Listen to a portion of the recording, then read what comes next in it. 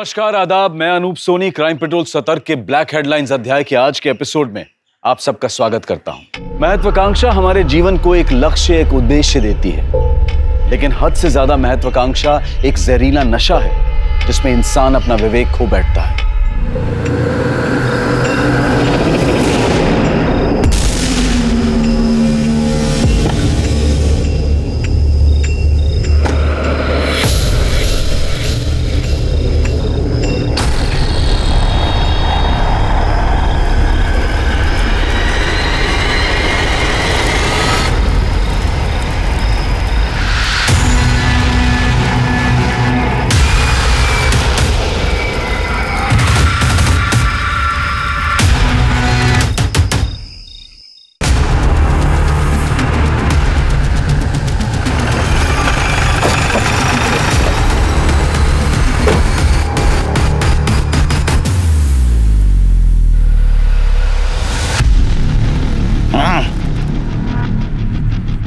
लगता है शिरके 12 घंटे हो चुके हैं बॉडी को जलाकर। सर, बॉडी के पास ये आधा जला हुआ सैंडल मिला है और बॉडी की हाइट और स्ट्रक्चर देखकर लगता है किसी फीमेल की बॉडी है। सर, ऐसे डिजाइन वाले सैंडल ज्यादातर कम उम्र की औरतें पहनती हैं। सर, बॉडी के पास ये पेट्रोल कैन मिला है, कट है, और ये लाइटर भी था। इसके ऊपर जो फिंगरप्रिंट मिले, देखो आधार कार्ड के वेबसाइट पे किसी के साथ मैच होते हैं क्या? जी सर।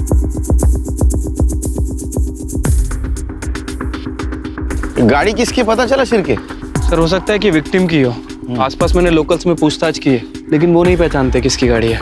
गाड़ी के पेपर्स, लाइसेंस कुछ मिला? नहीं सर, ऐसा तो कुछ नहीं मिला। एक फोन मिला था, कटे, लेकिन ये फोन बंद है सर। इसको टेक्निकल टीम के पास भेज दो और गाड़ी के नंबर से आरटीओ से पता लगाओ ये गाड़ी किसके नाम रजिस्टर है। ठीक है सर। आसपास के पेट्रोल पंप में पूछताछ करता हूँ, हो सकता है कि पेट्रोल वहीं से खरीदा गया। बॉडी को ऑटोप्सी के लिए भेज दो। ठीक है सर। एक्शन! पिघलता मक्खन, टेक 1। त्रिलोकी, कैमरा पैन करो। Very good, very good. Personal लगना चाहिए, mind blowing. Cut. Raghu ready? Action! Raghu, चल के आओ। देखो तुम्हारे सामने लड़की है। देख के रुक गए तुम। तो साइकिल से उतरा और उतर के लड़की के पास आ रहे हो। लड़की के ऊपर तुमने पानी फेंका। अभी तुम दोनों एक दूसरे को किस करने जाओ। Mind blowing. कट। अरे, साबुन का सेटअप तैयार करो। इंटरनेट ने पूरी दुनिया की तस्वीर को बदल कर रख दिया है और इसका भारी असर एंटरटेनमेंट इंडस्ट्री पर भी दिखाई दे रहा है, जिसकी पैदावार है नए सोशल मीडियाज और डिजिटल स्पेसेस, जिसमें कुछ कहानी कंटेंट को छोड़कर सिर्फ अश्लीलता परोसते हैं। ये पोर्टल सार्वजनिक होने के बावजूद निजी रूप में हम तक पहुंचते हैं, जिसे हम अपनी निजी स्पेस, मोबाइल फोन या लैपटॉप में देखते हैं। बोस्की मंडल बहुत सारी प्रतिभा, आत्मविश्वास और सपने लेकर बॉलीवुड में अपना जलवा बिखेरने आई थी। लेटर पास करना।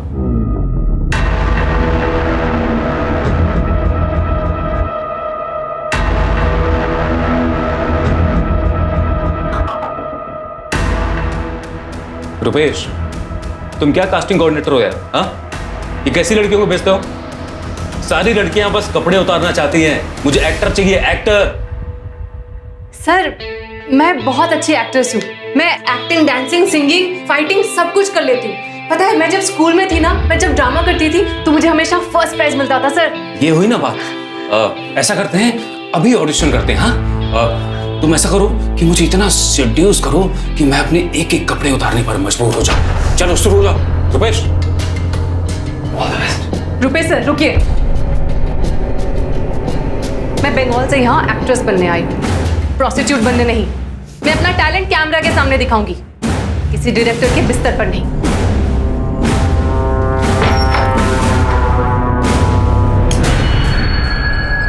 ए बोस्ती, ये आशीष लाल कोई छोटा मोटा डायरेक्टर नहीं है। मोबाइल सीरीज की दुनिया का बहुत बड़ा नाम है वो। यहाँ सब लोग ऐसे बात करते हैं, और तूने तो कहा था कि एक्ट्रेस बनने के लिए तो कुछ भी करने को तैयार है। हाँ, मैं कुछ भी करने को तैयार हूँ, लेकिन मर्यादा के साथ। जितने खुले कपड़े और खुले विचार होंगे, उतना ही ज्यादा अच्छा काम मिलेगा और उतना अच्छा दाम मिलेगा। यहाँ नहीं करना मुझे ये सब। निकाल इधर, चल निकल। मैं तो आ आप ही के भरोसे यहाँ आई थी ना, आप ही के कहने से मैंने अपना घर गांव सब कुछ छोड़ दिया। अब मैं कहाँ जाऊंगी? तो अभी फैसला भी तू ही ले रही है।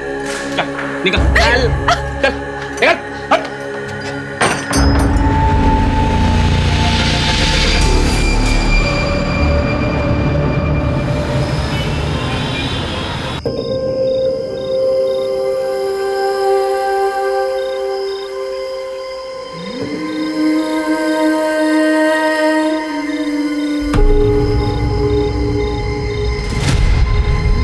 भैया एक वड़ा पाव दीजिए ना। ये लीजिए मैडम। Thank you.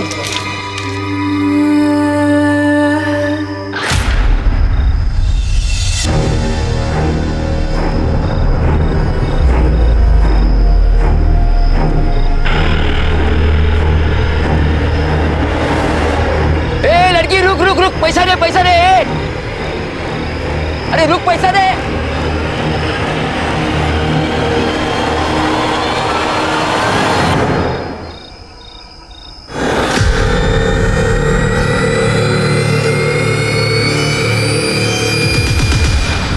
सर, जहाँ में वो जली हुई लाश मिली थी और उसके पास जो कार थी, उस कार की पहचान हो गई सर। शालिनी वस के नाम रजिस्टर्ड है और ये आरटीओ ने डॉक्यूमेंट्स भेजे हैं। सर क्राइम सीन पर मिले फिंगरप्रिंट्स की रिपोर्ट्स आ चुकी हैं। कार, पेट्रोल का डिब्बा, मोबाइल और लाइटर, सब पे फिंगरप्रिंट सेम है। राइट सर, सभी के सभी शालिनी वस से मिलते हैं। सर हमने उसके ड्राइविंग लाइसेंस इशू करते समय लिए गए बायोमेट्रिक से उन्हें मैच करके देखा है, वो 100% मैच होते हैं सर। सर, वारदात की शाम एक औरत ने पेट्रोल पंप से पेट्रोल खरीदा था। उसका चेहरा सीसीटीवी फुटेज में साफ साफ दिख रहा है।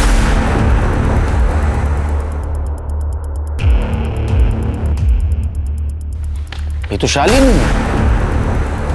इस पेट्रोल पंप वाले को अरेस्ट क्यों नहीं किया? सर वो बोल रहा था कि रात का टाइम था और वो औरत भी उनके सामने बहुत गिड़गिड़ा रही थी, इसलिए उन्होंने पेट्रोल दे दिया। सर कार में जो फोन मिला था वो खुल चुका है, इसमें एक सेल्फी वीडियो भी है सर। मम्मी, सुमित भैया, अभिनव, प्लीज मुझे माफ करना। मैं आग लगा कर जान देने जा रही हूँ। जिस किसी को भी मेरा ये फोन मिले प्लीज पुलिस को दे देना। मैं अपनी मौत की जिम्मेदार खुद हूँ। सर ये तो आत्महत्या का केस है। सिंपल सा है, शालिनी पेट्रोल पंप पे गई, वहाँ से पेट्रोल खरीदा, उसके बाद वो सुनसान जगह गई जहाँ में उसकी बॉडी मिली। उसने वीडियो बनाया, वीडियो बनाने के बाद मोबाइल कार में रखा, खुद के ऊपर पेट्रोल डाला और खुद को जला लिया। ओपन एंड शट केस है सर। मुझे भी यही लगता है सर शालिनी ने घर में आत्महत्या करने की कोशिश इसलिए नहीं की क्योंकि घर का नुकसान होगा, घर वाले भी परेशान होंगे और मोहल्ले में बदनामी होगी, तो शायद इसलिए उसने घर से बाहर जाकर आत्महत्या की। नहीं शिरकी, खुद को आग लगाकर मरने के लिए बहुत हिम्मत लगती है। शालिनी ने वहां बैठे बैठे खुद को आग लगा ली और चीखी नहीं, चिल्लाई नहीं। मुझे मर्डर लगता है, या तो फिर लाश की पहचान छिपाने के लिए की गई साजिश।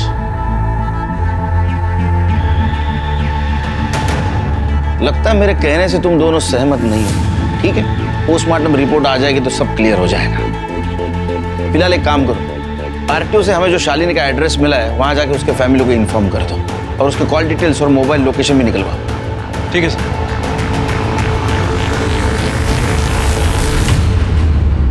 सर ये बड़े साहब भी ना खाली पीली जीत कर रहे, इस केस में कुछ करने लायक है ही नहीं। एक अनजान युवती की जली हुई लाश मिलने से पुलिस टीम के अंदर एक अंदरूनी विवाद छिड़ गया। एक पक्ष का मानना था कि लड़की ने आत्महत्या की है, जबकि दूसरे पक्ष का यह मानना था कि यह हत्या है। खैर पुलिस अपनी कार्यवाही में जुट गई और ऐसे में पुलिस के सामने सबसे बड़ा सवाल था कि कौन थी ये युवती।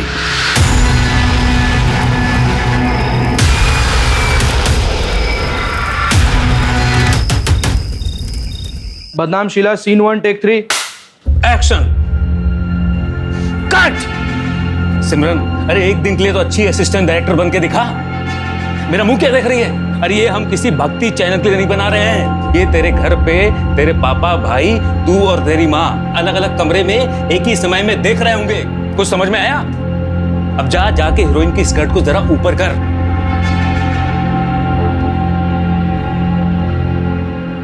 Roll camera, sound, action. Dimpy, तुम किताब पढ़ रही हो, अचानक घंटी बजी। पलटो। बॉस की एक्शन। आगे बढ़ो, आगे बढ़ो। तुम डिम्पी को ऐसे पकड़ो कि जैसे तुम मर्द हो और वो तुम्हारी बीवी। या कम ऑन, टच करो उसे, छुओ, सहलाओ, फीलर। Very good. कम। ए लड़की, रुपेश, तू और वो लड़की अभी इसी वक्त मेरे सर से निकलो बाहर। कमाल, निकल जाओ यहाँ से। दीदी, मैंने आज तक ऐसे छोटे कपड़े कभी नहीं पहने। मेरे गांव वाले देखेंगे तो क्या सोचेंगे? अरे ये किसी टीवी या सिनेमा हॉल में थोड़ी आएगा। ये देख, ऐसे महंगे स्मार्टफोन पे आएगा। तेरे घर वालों के पास या गांव में किसी के पास है इतना महंगा फोन? फिर और वैसे भी अगर ये कोई देखता भी है ना तो किसी को बताता नहीं है। और फिर भी दीदी ये सब कितना गंदा है। अरे गंदा कुछ नहीं होता, गंदी अपनी सोच होती है। तू कुछ गलत तो नहीं कर रही है ना? मेरी माँ ने न जाने कितने सालों तक स्ट्रगल किया है, तब जाकर आज मैं वेब सीरीज की दुनिया की इतनी बड़ी स्टार हूँ। अरे तू तो डायरेक्ट यहाँ आई है पैसे कमा, नाम कमा। नहीं चाहिए मुझे ऐसे पैसे। तो फिर मुंबई में क्या करेगी? खाएगी क्या और जिएगी कैसे? तेरे घर वाले तुझे पैसे भेजते हैं? हाँ, मैं तो घर से भाग के आई हूँ दीदी। ये ऐसे नहीं मानेगी। एक बार मैं इसकी सारी शर्म निकाल देता हूँ। सब मैं समझाती हूँ उसे, ये कर लेगी ना तू? बदनाम Sheela, take 3 action. Very good.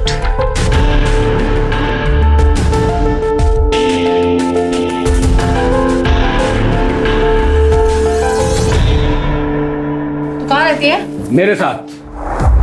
मैं इसका गॉडफादर हूँ। अबे चल हलकट, तुझे तो बस तेरे कमीशन से मतलब है। बॉस की, अब तूने काम कर लिया है ना, अब तुझे कोऑर्डिनेटर की कोई जरूरत नहीं है। लेकिन अगर ये बाहर से कोई काम ला कर दे तो ले लेना। लेकिन दीदी ये तो गलत है ना। ये मुझसे प्यार करते हैं और इन्होंने मुझे काम भी दिलवाया। ये मुझे स्टार बनाना चाहते हैं दीदी। ये रुपेश, ये तुझे स्टार बनाएगा? ये सिर्फ तेरा इस्तेमाल कर रहा है। आगे चल के तू पैसा कमाएगी और ये तेरे पैसों पे मौज उड़ाएगा और तुझे प्यार के नाम पे नोचता रहेगा। डिम्पी, बहुत ज्यादा बोल रही है तू। बराबर बोल रही है मैं। मुंबई फिल्म इंडस्ट्री के सारे मर्दों को जानती हूँ मैं। बस की, तू मेरे साथ चल, मेरे घर। डिम्पी, ये तू ठीक नहीं कर रही। और बॉस की, अगर तू इसके साथ गई ना तो मैं तुझे बर्बाद कर दूंगा। अबे जा, बर्बाद आदमी, पहले खुद को तो आबाद कर ले। चल निकल यहाँ से, आ गया लड़कियों के रूम में, चल निकल।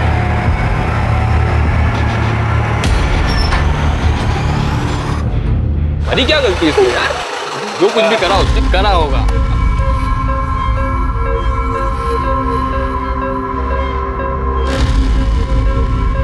ओए, ए, संभल के। हाँ, मेरी माँ बहन के साथ है। ये किसको लेकर आई हो साथ में? तुझसे मतलब? ये यहीं रहेगी। खुद माँ बेटी तो गंदा काम करती, अब दूसरी लड़कियों को बीच में धकेल रही हो। कौन है लड़की? तू ज्यादा देवता मत बन। अभी तक तो मेरे कपड़े उतारने के पैसों से ही खा रहा था ना, आया बड़ा हीरो बनने। सुयश, तू अपने कमरे में रह, ये तेरी बहन के साथ उसके कमरे में रहेगी। ये बिल्कुल नहीं रहेगी यहाँ पर। इसे कहो अभी निकले। ये लड़की, चल निकल बाहर। नफरत है मुझे तुमसे और तुम्हारे काम से। बदतमीज, निकल यहाँ से, निकल निकल, नहीं रह सकता उस घर में, चल।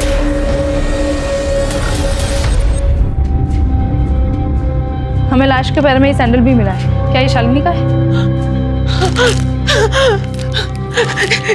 ये सैंडल तो शालिनी का है, शालिनी है।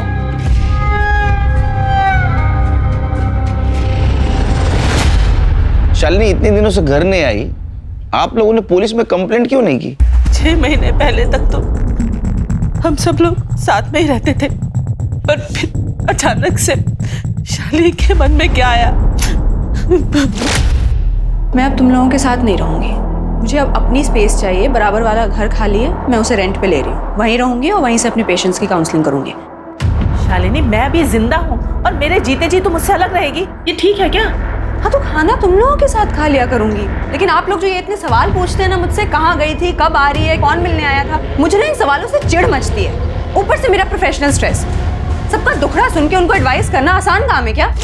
शालिनी क्या करती थी? वो एक साइकोलॉजिस्ट थी। साइकोलॉजिस्ट तो लोगों को आत्महत्या करने से रोकते हैं। या शालिनी ने खुद ने आत्महत्या कर ली? क्या ऐसा तो नहीं कि उसका इंडिपेंडेंट रहना, उसके इंडिपेंडेंट विचार आप लोगों को अच्छे नहीं लगते थे, इसीलिए आप लोगों ने उसको बिना वजह स्ट्रेस दिया और आत्महत्या करने पर मजबूर किया? वो जब से ऊपर वाले फ्लैट में रहने लगी तो फिर हम लोग शायद ही उससे कभी मिलते थे। और फिर वो सेमिनार्स, कॉन्फ्रेंसेस अटेंड करने के लिए शहर से बाहर ट्रैवल भी किया करती थी। हमें लगा था शायद किसी सिलसिले में नागपुर, पुणे वगैरह गई होगी। उसके फ्लैट की तलाशी लेनी हमें। चलो नहीं चलते हैं जी उत्कर्ष भाई, आओ जो। हाँ चले? हाँ चलो अपने निकली है। जय श्री कृष्ण। जय श्री कृष्ण। ध्यान रखो उत्कर्ष भाई। मैं हूँ ना। चल चल।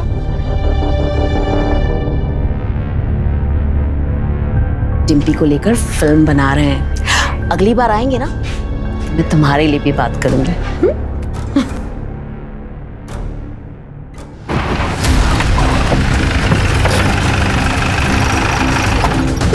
कौन सा? शालिनी यहीं पे काउंसलिंग करती थी और यहीं रहती भी थी।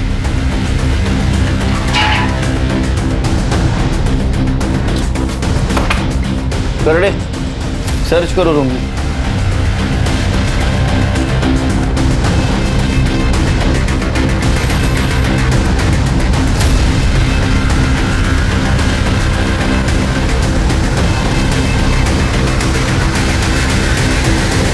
चिरके लगता है अपॉइंटमेंट डायरी है। बीच के कुछ पन्ने गायब है, किसी ने इसके साथ छेड़खानी की है।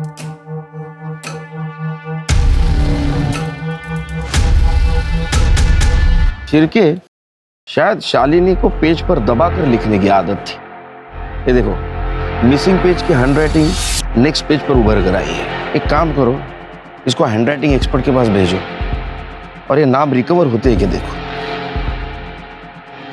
सर ये जो मिसिंग पेजेस हैं, ये शालिनी के सुसाइड के पहले क्या? सुसाइड नहीं, मर्डर। मैं यकीन के साथ कहता हूँ ये मर्डर है और मुझे तो इन दो भाई और माँ पर शक है। एक काम करो, इन सब के कॉल डिटेल्स और मोबाइल लोकेशन निकलवाओ और ये जो भाई है इनका बायोडाटा निकालो। पोस्टमार्टम रिपोर्ट का क्या हुआ? सर कल तक आ जाएगी। ये देख, 6 महीने से मेरी कोई पेमेंट्स नहीं आई है और तेरी भी नहीं आई है। ऐसे में हमें समझदारी से काम करना होगा। घर का पूरा खर्चा माँ की सेविंग से चल रहा है और ऐसे में हमें इतना भी नहीं करना चाहिए कि उन पे बोझ बन जाए। दीदी, यहाँ कोई सीधे तरीके से काम और पैसे क्यों नहीं देता? ये तेरा गांव नहीं है। अगर यहाँ रहना है तो यहाँ की इंडस्ट्री के हिसाब से चलना पड़ेगा। बिजनेस में रहना है तो ये सब कुछ तो करना पड़ेगा और ये सब के लिए पैसे लगते हैं। और पैसे कहाँ से आते हैं? डायरेक्टर और प्रोड्यूसर्स के पास से।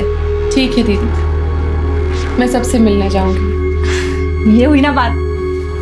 रुक, ये देख, ये ड्रेस पहन के जा, काम जल्दी मिलेगा।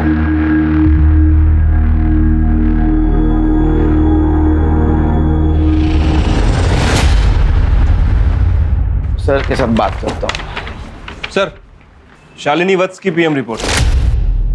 विंड पाइप में क्रैक्स है और लंग्स में स्मोक के ट्रेसेस। मर्डर। सिर्फ ये मर्डर है। मतलब शालिनी गाड़ी से पेट्रोल लेकर जरूर आई, उसको किसी ने गला दबा के मार दिया। सिरके, इसीलिए तो बॉडी फ्लैट जमीन पे पड़ी थी। हाँ, तो अब तुम मुझे पिलाओगे 4 चम्मच शक्कर वाली चाय? हाँ सर बिल्कुल, लेकिन सर बॉडी में 3 महीने के फीटस के ट्रेसेस भी मिले हैं। सर, कहीं ये मर्डर का मोटिव तो नहीं? हो सकता है उसके बॉयफ्रेंड ने उसको मारा होगा क्योंकि उससे शादी नहीं करना चाहता था। या ऐसा भी हो सकता है कि शालिनी प्रेग्नेंट होने के बाद उसने उसके बॉयफ्रेंड के ऊपर प्रेशर डाला होगा शादी के लिए। या तो ये ऑनर किलिंग का मामला भी हो सकता है, उसके भाइयों ने मारा होगा उसको। फैमिली के बारे में पता किया? हाँ सर, फैमिली मेंबर्स के कॉल रिकॉर्ड चेक किए हैं और सर पता चला है कि उनकी फाइनेंशियल स्टेटस काफ़ी ख़राब है। बड़े भाई का जो भी बिजनेस था वो डूब चुका है और छोटे भाई की जो भी सेविंग थी सब ऑनलाइन बेटिंग में जा चुकी है। आए दिन लेनदार आते रहते हैं उसके घर में। तो सिर के क्लियर है, इसका मतलब भाइयों के पास मर्डर का डबल मोटिव है। उसके बॉयफ्रेंड के बारे में पता करो और फैमिली से पूछताछ करो। क्या वो 3 महीने के पेट से थी। ये जरूर उस बुढ़े डॉक्टर अनिल नागराज की करतूत होगी। मेरी शालिनी। अनिल नागराज कौन है? सर वो एक डॉक्टर है, काम के सिलसिले में शालिनी मिलती थी उनसे। उम्र में दुगने हैं शालिनी के और उससे शादी करना चाहते थे। जी हाँ, ये सच है कि मैं शालिनी से प्यार करता था और मैं उससे शादी भी करना चाहता था। फिर मुझे उसकी कई बातों से ये एहसास हुआ कि वो बहुत ही सेल्फिश और चालाक हो रहा था। अनिल, मैं और तुम एक ही क्लिनिक से ऑपरेट करते हैं ना, तो कितना कमाल का बिजनेस होगा ना अगर मैं उन्हें काउंसलिंग दूं और तुम उन्हीं पेशेंट्स को मेडिसिन प्रिस्क्राइब करना। बिल्कुल हो सकता है, कोई ऐसे में मेरा लोड कम हो जाएगा और क्लिनिक के जो एक्सपेंसेस हैं वो भी हम 50-50 आपस में शेयर कर लेंगे। एक्सपेंसेस? एक्सपेंसेस क्यों? मेरे आने से तुम्हारा धंधा बढ़ेगा ही। बिल्कुल नहीं, इनफैक्ट तुम्हारे पेशेंट बढ़ेंगे। माय डियर, ये अमेरिका नहीं है, ये इंडिया है और यहाँ पर लोग ना काउंसलिंग से ज़्यादा गोलियों पर विश्वास करते हैं। एक काम करते हैं, मैं तुम्हारी सारी शर्तें मान लूँगा, बस तुम मुझसे शादी कर लो। जब हम दोनों आपस में रिलेशनशिप में होंगे तो फिर ये लेन देन आड़ा ही नहीं आएगा ना। मैं सब कर सकती हूँ, शादी नहीं कर सकती। मैं उसकी मंशा समझ चुका था कि वो मुझे सिर्फ घुमा रही है। अच्छा, कहीं ऐसा तो नहीं कि आप हमें घुमाने की कोशिश कर रहे हैं और आप जो बोल रहे हो सब कुछ उससे उल्टा है? मतलब आपने शालिनी को शादी के झांसे देकर उससे संबंध बनाए रखे, वो प्रेग्नेंट हो गई, उसने शादी की मांग की तो आपने उसको मार दिया और सब कुछ ऐसी प्लानिंग की कि लोगों को लगे ये सुसाइड केस है। देखिए इंस्पेक्टर साहब, मैंने ना तो शालिनी को मारा है और ना ही मैंने उसे प्रेग्नेंट किया है। यहाँ तक कि पिछले 6 महीने से मैं उससे मिला तक नहीं हूँ। अब चाहे तो मेरी कॉल रिकॉर्ड चेक कर सकते हैं। वो तो चेक करेंगे, लेकिन आपके हम डीएनए टेस्ट भी करवाएंगे। इनको हॉस्पिटल लेके जाओ।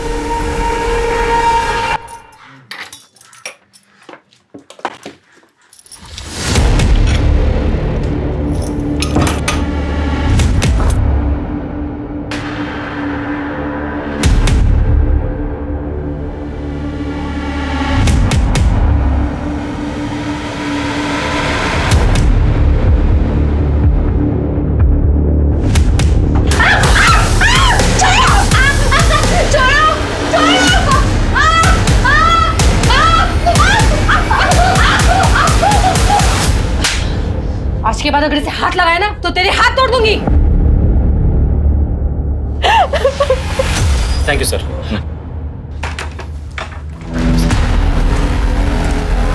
चिरके, ये शालिनी का भाई यहाँ क्या कर रहा था? अरे शालिनी की कार और इंश्योरेंस के पैसों के चक्कर में आया था। कमाल है, इतने जल्दी? कहीं ऐसा तो नहीं कि पैसों के लिए इन दोनों भाइयों ने शालिनी का मर्डर कर दिया और बाद में लाश को जला दिया? सर, इस बात का अभी तक हमें कोई क्लू नहीं मिला है। नहीं मिला तो हम ढूंढेंगे। 1 2 3 4 5 6 3। सर, इस सीरीज में मैं सिर्फ एक गाने में हूँ। इसे स्पेशल अपीयरेंस कहते हैं। तुमने ही बॉस की गवाह दी और वो मेन हीरोइन बन गई। 5। अरे सागर, शॉट रेडी है क्या? Yes sir. अरे राजू जरा। मुझे हवा निकालनी भी आती है। 3 4 5 6 7 8। रुपेश, तुम्हें अगर बॉस्की का कमीशन चाहिए तो पैकअप के बाद मुझे बाहर मिलो।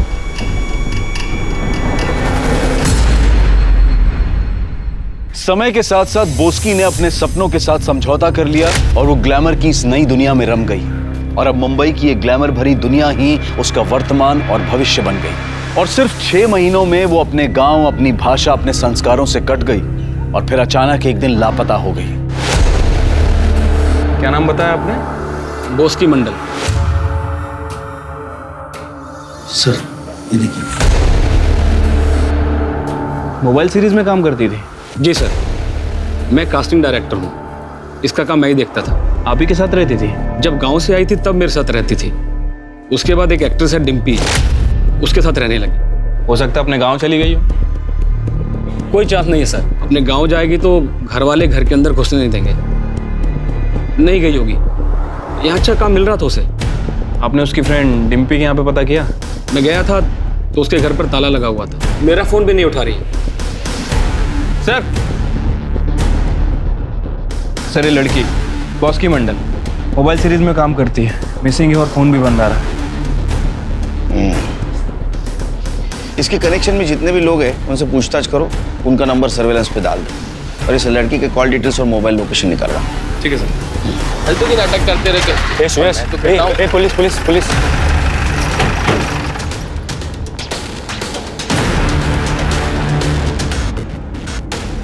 सर हम लोग शूटिंग के लिए सिलवासा गए थे, जब हम निकले तो बॉस की यही थी। बॉस की मैं और माँ 3-4 दिन के लिए सिलवासा जा रहे हैं शूटिंग के लिए। तू आराम से रहना, हाँ, और अगर किसी चीज की जरूरत हो ना तो जुगर किराने वाले के पास से ले लेना और पैसे लिखवा देना, ठीक है? लेकिन जब हम वापस आए तो वो घर में नहीं थी। हमने बॉस की के कांटेक्ट में और हमारे कांटेक्ट में सभी को फ़ोन लगाया, लेकिन उसका कुछ पता नहीं चला। बाद में रुपेश ने बताया कि वो पुलिस स्टेशन गया था। आशीष लाल की नई मोबाइल सीरीज में बॉस की मंडल ने डिम्पी को रिप्लेस किया, क्या ये? सर ये लोग तो लाइक्स और सब्सक्राइब्स के लिए कुछ भी छापते हैं। बॉस की तो मेरे घर में मेरी बेटी की तरह रहती थी। बेटी की तरह थी और डिम्पी से आगे बढ़ने लगी, तभी आप दोनों ने उसे गायब कर दिया और अब सिलवासा का बहाना बना रहे हो। सर मैं अपने प्रोडक्शन का और होटल का नंबर और एड्रेस दोनों दे देती हूँ, आप वहाँ से पता कर सकते हैं। मैडम वो तो हम पता करेंगे ही। कर दे, इनसे डिटेल्स लेके क्रॉस वेरीफाई करो। सर इस घर में और कौन रहता है? मेरा बेटा सुयश। कहाँ है वो? बॉस की मंडल कहाँ है? मुझे नहीं मालूम। मैं तो आई और ताई के जाने के बाद अपने दोस्तों के साथ गणपति फूले गया हुआ था। मेरे दोस्त बाहर ही खड़े, आप उनसे पूछ लीजिए। बॉस की मंडल के साथ मोहल्ले में कोई छेड़खानी की वारदात तो नहीं हुई? कहीं ऐसा तो नहीं कि मोहल्ले में से किसी ने उसे किडनैप करके रखा? नहीं सर, हमारा मोहल्ला थोड़ा वैसा है, लेकिन ऐसा कोई नहीं कर सकता। कमरा कौन सा है उसका? कोई फोन वगैरह मिला? नहीं सर।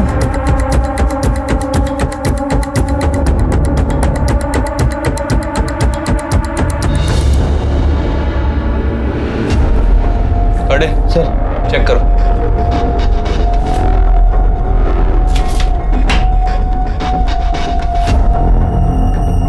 सर ये देखिए, बॉस की मंडल के नाम से मेडिकल फाइल।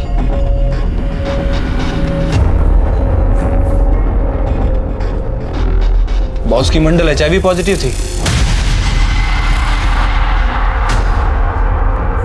सर उसने कभी बताया नहीं, इस बारे में मुझे भी कुछ नहीं पता सर।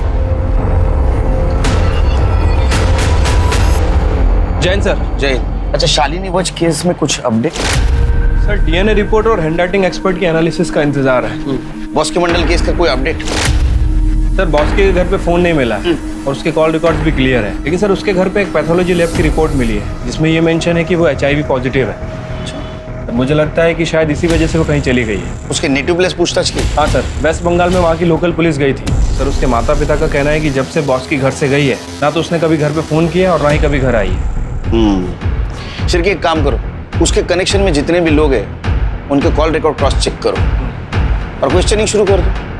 हमने बॉस की मंडल और तुम्हारे कॉल रिकॉर्ड्स चेक किए हैं। तुम्हारी और बॉस की फोन पर बहुत लंबी लंबी बातें होती थी और इस वक्त वो मिसिंग है। कहाँ है बॉस की मंडल? सर मुझे नहीं पता बॉस की कहाँ है। हाँ मेरी उससे बातचीत होती थी क्योंकि मैं उसका गॉडफादर हूँ। मैंने उसे पहला ब्रेक दिया था।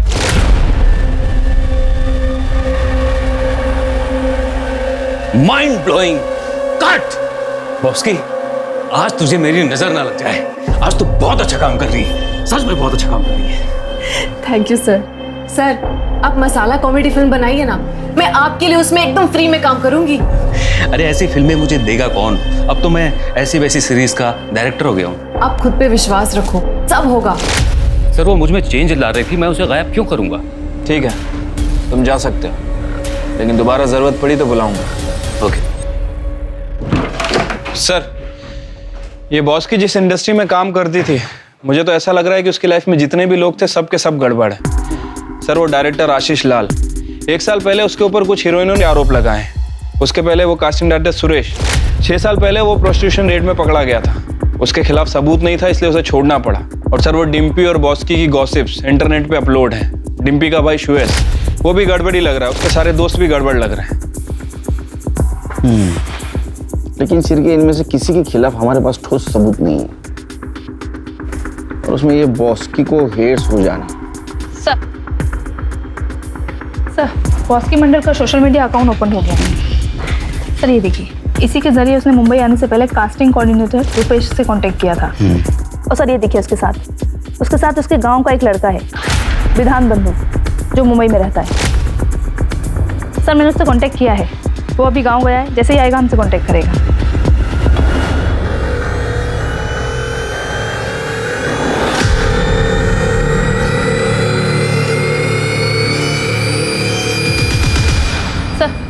हैंडराइटिंग एक्सपर्ट की रिपोर्ट आ चुकी है। शालिनी वत्स की अपॉइंटमेंट आई से फटे हुए पेजेस में से ये 8 नाम रिकवर हुए। अरे इसमें तो बॉस्की का भी नाम है। इसका मतलब बॉस्की लापता होने से पहले शालिनी से मिली थी। लेकिन क्यों? इन दोनों केसेस का आपस में क्या कनेक्शन हो सकता है? सर कनेक्शन का तो पता नहीं, लेकिन ये शालिनी साइकोलॉजिस्ट थी। कहीं ऐसा तो नहीं कि बॉस्की उसके पास किसी काउंसलिंग के लिए गई थी? तो फिर अपॉइंटमेंट के डायरी में उसका पेज क्यों फटा था? कुछ तो भी गड़बड़ है शेर के। सर ये डीएनए दो। डॉक्टर अनिल का डीएनए शालिनी के फीटस के डीएनए से मैच नहीं हुआ, और डॉक्टर के रूटीन चेकअप में भी शालिनी के फीटस का डीएनए शालिनी की मां से भी मैच नहीं हुआ। ऐसे कैसे हो सकता है? और तुम दोनों तो कह रहे थे ये ओपन एंड शट केस है, शालिनी ने सुसाइड किया है। ऐसा नहीं है शिरके, हमें कुछ दूसरा रास्ता अपनाना होगा।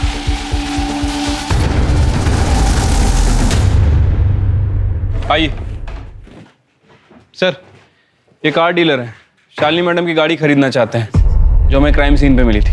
आइए बैठिए, चाय पिएंगे? Thank you sir.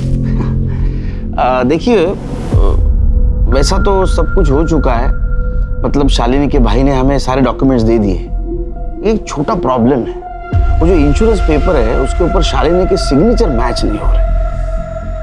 अगर कोई शालिनी की सिग्नेचर करने वाला मिल जाए तो ये डॉक्यूमेंट्स क्लियर हो जाएंगे, नहीं तो सब ये कोर्ट में मैटर जाएगा बिला वजह। सर मुझे सुमित साहब से बात करनी पड़ेगी। प्लीज कीजिए ना।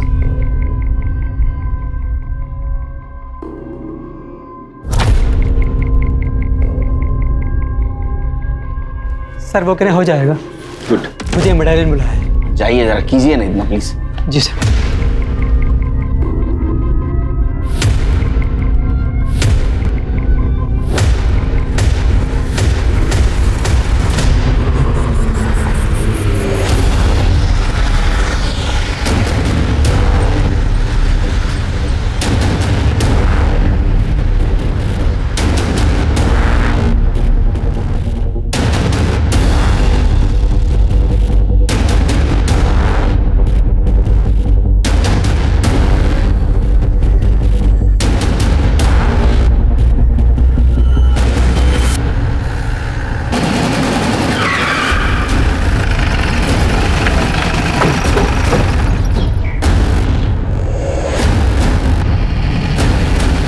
चेक करो।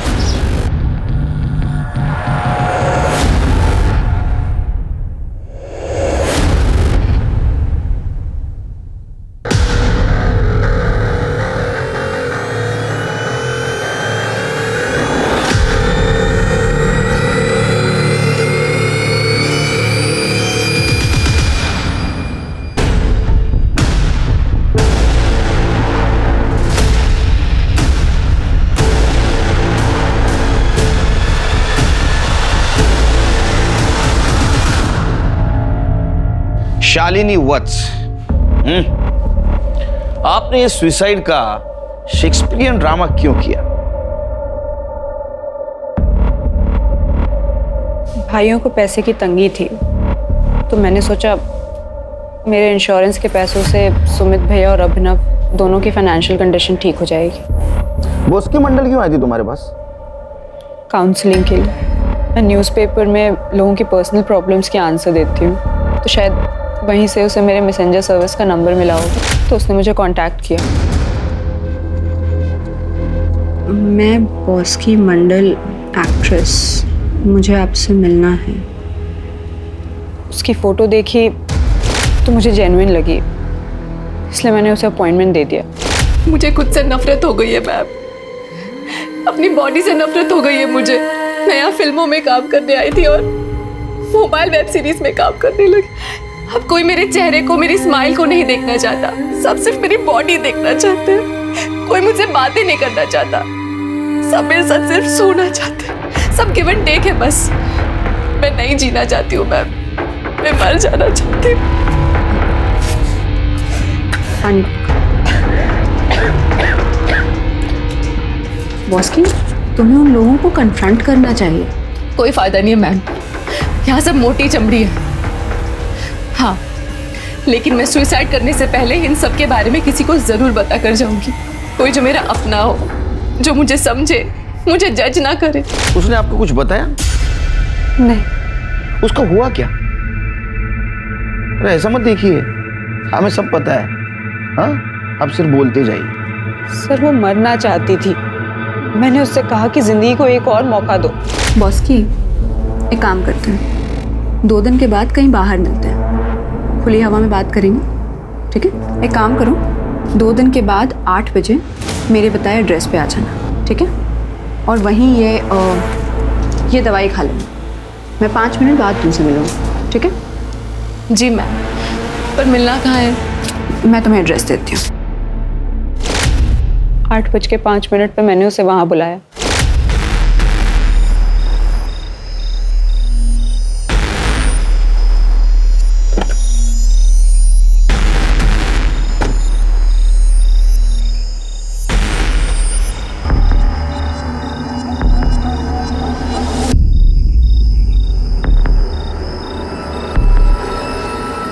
मम्मी, सुमित भैया, अभिनव, प्लीज मुझे माफ करना। मैं आग लगा के जान देने जा रही हूँ।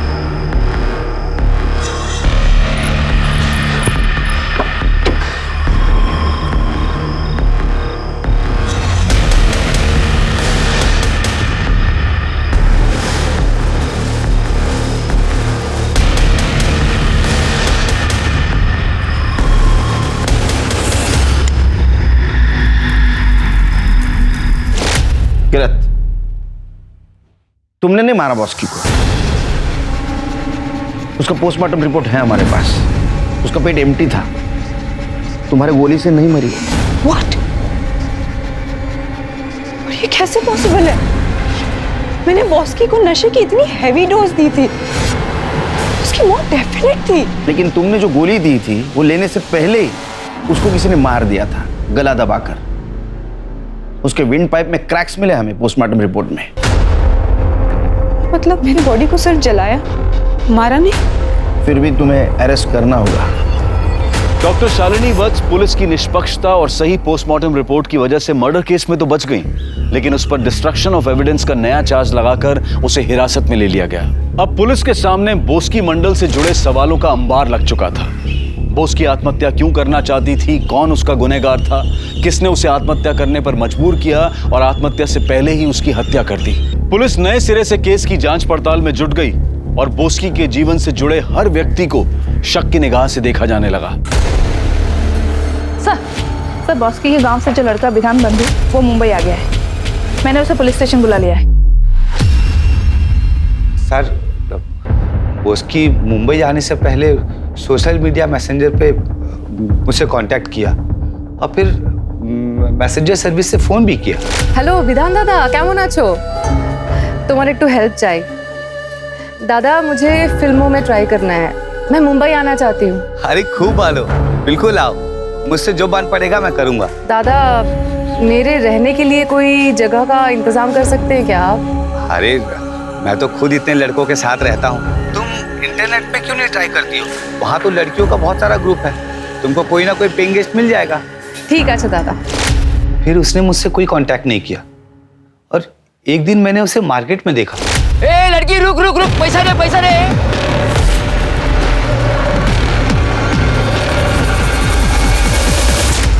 फिर बोस्की ने कहा मुझे गांव ले चलो। मैंने उसे रुपेश के साथ रहकर इंडस्ट्री समझने को कहा और मैं वहां से गांव चला गया। गांव से जब वापस आया तो बोस्की का फोन आया। उसके गायब होने के 2 दिन पहले ही मैं उससे मिला था। मेरे साथ बहुत बुरा हुआ दादा। वो रुपेश कोऑर्डिनेटर, उसने मुझे छत तो दिया, पर प्यार के नाम पर हर रोज मेरे साथ जबरदस्ती सोता था। और नैना आंटी और डिम्पी दीदी, कहने को तो वो मेरे लिए माँ और बहन जैसी थी, और वो मुझे रोज कहती थी कि हम तुम्हें फाइनेंसर के पास भेज रहे, प्रोड्यूसर के पास भेज रहे, डायरेक्टर के पास भेज रहे। पर असलियत में तो वो मुझे बिजनेसमैन के पास भेजती थी प्रोस्टिट्यूशन के लिए, और मुझे काफी दिनों तक सबका कुछ पता ही नहीं चला। और वो डायरेक्टर आशीष लाल मुझे बोल्ड बनाने के चक्कर में मेरे साथ जबरदस्ती संबंध बनाता था। और डिम्पी दीदी का भाई सुयश, उसने तो हद ही कर दी। और माँ और बहन का गुस्सा मुझ पर निकाला मेरे साथ रेप करके। दादा, अब मैं प्रेग्नेंट हूँ और मुझे पता नहीं इसका बाप कौन है। मैं किसी को मुंह दिखाने के लायक नहीं रही। मैं कहाँ जाऊँ, किससे बात करूँ? सब मुझ पर थूकेंगे दादा। बॉस ने तुम्हें बताया था कि उसे एड्स था? नहीं सर। ठीक है, जाओ। शिरके, बॉस्की का पोस्टमार्टम जिस डॉक्टर ने किया उससे पूछो कि उसने बॉस्की के बॉडी से जो ब्लड स्पेसिमेन रिकवर किए थे, क्या उससे यह पता चल सकता है कि बॉस्की को एड्स था या नहीं? और शिरके, अभी इसने 3 जनों के जो नाम लिए हैं, आशीष, रूपेश और सुयश, इन तीनों को अरेस्ट करो और बॉस्की के फीटस के डीएनए से इनका डीएनए मैच करवाओ और इनका HIV टेस्ट भी करवाओ। Yes sir. सर, नैना और डिम्पी से उन लोगों की लिस्ट भी लेता हूँ जहाँ बॉस्की को उन्होंने कास्टिंग के नाम पे भेजा था। रुपेश, आशीष, नैना, डिम्पी, सुयश सभी को अरेस्ट कर लिया गया। सारे मेल सस्पेक्ट सभी के डीएनए टेस्ट करवाए गए और सुयश का डीएनए बॉस्की की बॉडी में मिले फीटस के डीएनए से मैच कर गया, लेकिन इनमें से किसी को एड्स नहीं था। पुलिस ने सुयश को बहुत तोड़ा, लेकिन उसने बॉस्की की मौत में अपना हाथ होने से इनकार किया। पुलिस ने नैना और डिम्पी से पूछकर उन सारे लोगों की लिस्ट तैयार की जिसके पास उन्होंने बॉस्की को संबंध बनाने के लिए भेजा था। बहुत सारे लोग सामने नहीं आ रहे थे और जो कुछ सामने आए उन्होंने कुछ भी बताने से इनकार किया। सर, चौथा चम्मच है ये। अरे 4 चम्मच शक्कर की चाय, दिमाग की बत्ती जलाए शिरके। सर, ऐसा शुगर हो सकता है। देखो सर, मैंने बॉस्की के मर्डर वाले दिन क्राइम सीन से डम डाटा स्टडी किया, जिसमें ये नंबर मिला है जो डिम्पी के कॉल रिकॉर्ड में है। शिरके, पता करो किसका है, बुलाओ इसको पुलिस स्टेशन। एक काम करो, ये नंबर के बारे में डिम्पी से पूछताछ करो। जी सर। सर, ये आदमी तो नहीं आ सकता, हमें खुद मिलने जाना पड़ेगा।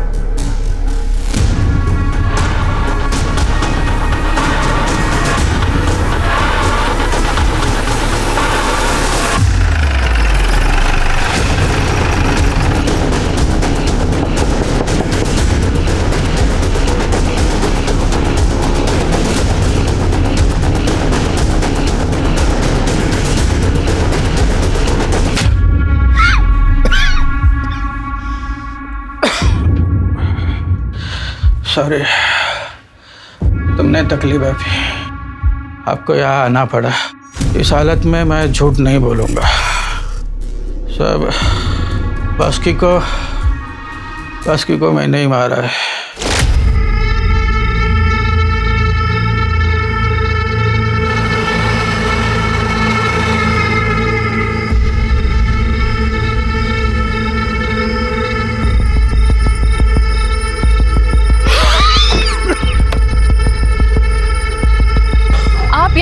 हाँ, मैं तेरे कारण मैं रोज मौत से लड़ रहा हूँ। मैं तुझे जिंदा नहीं छोड़ूंगा।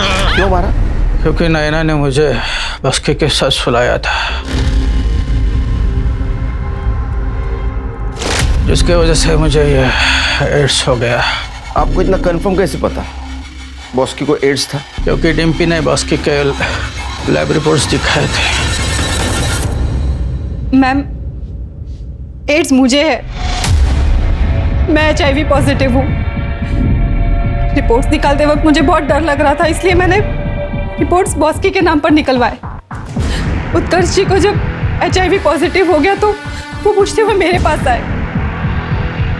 मैंने भी बॉस्की के नाम के रिपोर्ट्स उन्हें दिखा दिए। उन्हें लगा कि उन्हें HIV पॉजिटिव बॉस्की की वजह से हुआ है। बॉस्की के PM रिपोर्ट के हिसाब से उसे एड्स नहीं था। फिर हमने डिम्पी का HIV टेस्ट करवाया तो उसे एड्स है। क्या? डिम्पी के कहने पर मैंने बॉस्की को मार दिया? आप अपने पापों की सजा भुगतो। रहे बॉस्की के गुनहगार, उन्हें कानून सजा जरूर देगा। जिस तरह अपने जीवन में सतर्कता बरतने की जरूरत होती है, उसी तरह से काम करते वक्त भी सतर्कता बरतना जरूरी होता है। अपने काम में कुशल होने से ही आपको जीवन में सफलता मिलेगी। देखते हैं हमारे आज के एपिसोड की दूसरी कहानी। नमस्कार, आदाब। मैं अनूप सोनी क्राइम पेट्रोल सतर्क के ब्लैक हेडलाइंस अध्याय के आज के एपिसोड में आप सबका स्वागत करता हूं। चाह कुछ करने की, कुछ बनने की, सुनहरे भविष्य की, प्यार भरे जीवन की। चाह एक ऐसा शब्द है जो सकारात्मक भी है और नकारात्मक भी। चाह अगर सकारात्मक है तो ये जीवन को नई राह दिखाती है, उसे खुशियों से भर देती है, और अगर नहीं तो ये जीवन को तबाह भी कर सकती है। इंसान उसे पाने की जिद में ना सिर्फ अपने आप को बल्कि अपने आसपास के लोगों को भी तबाह कर देता है। आज का ये केस भी ऐसी ही चाह से जुड़ा है जिसने कई जिंदगियां बर्बाद कर दी, सुखी और संपन्न परिवारों को जलाकर राख कर दिया।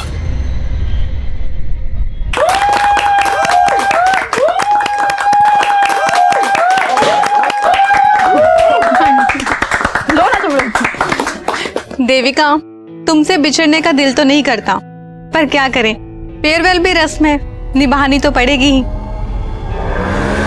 देविका, तुम इतनी अच्छी जॉब छोड़कर नोएडा शिफ्ट क्यों हो रही हो? मैं सिर्फ अपने बारे में नहीं सोच सकती ना आरती, मुझे अपनी पूरी फैमिली को साथ लेकर चलना पड़ता है। चलो कोई बात नहीं, हमसे दूर जा रही हो पर दिल से कभी दूर नहीं होगी। कभी भी मेरी जरूरत पड़े तो मुझे याद जरूर करना। पक्का।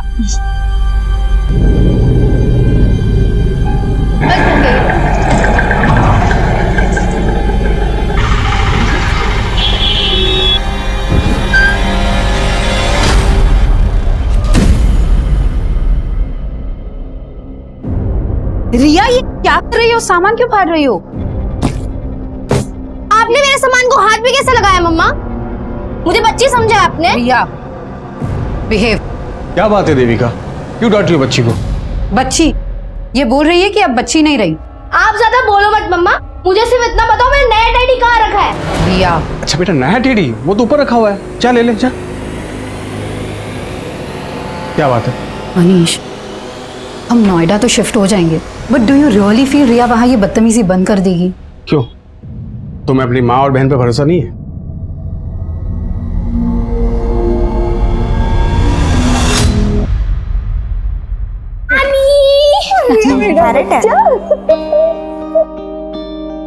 कैसी हो माँ? खुश रहो, नमस्ते। खुश रहो, खुश रहो।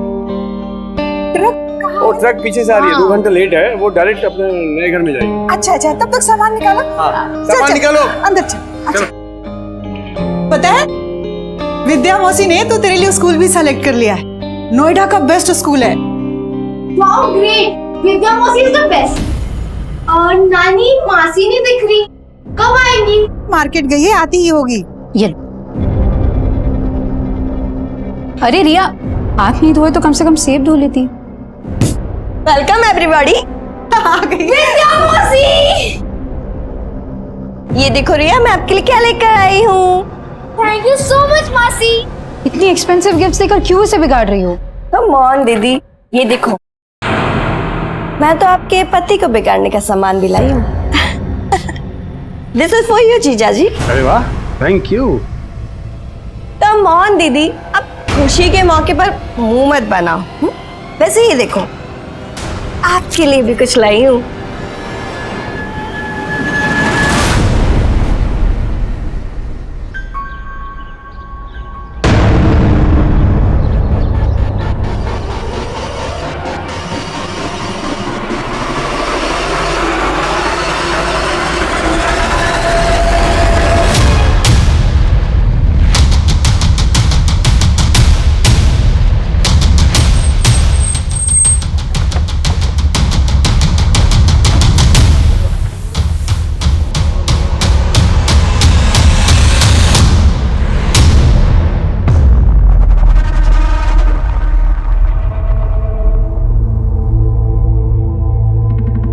विंडो खोलो, अरे दरवाजा खोलो, खोलो सर।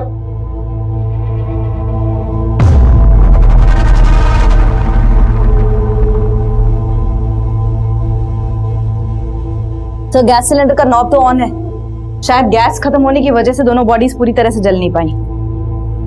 बहुत ही ब्रूटल मर्डर सर, दोनों के हाथ पैर बांधे गए।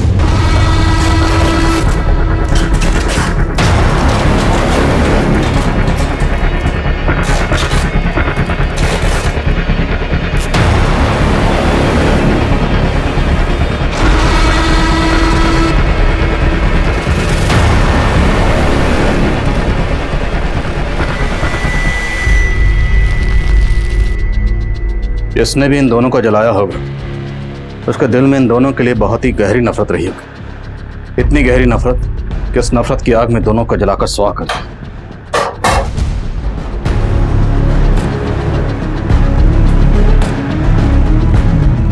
इसकी वजह से मेरे भाई की जिंदगी बर्बाद हो गई। इसका भी यही हश्र होना था।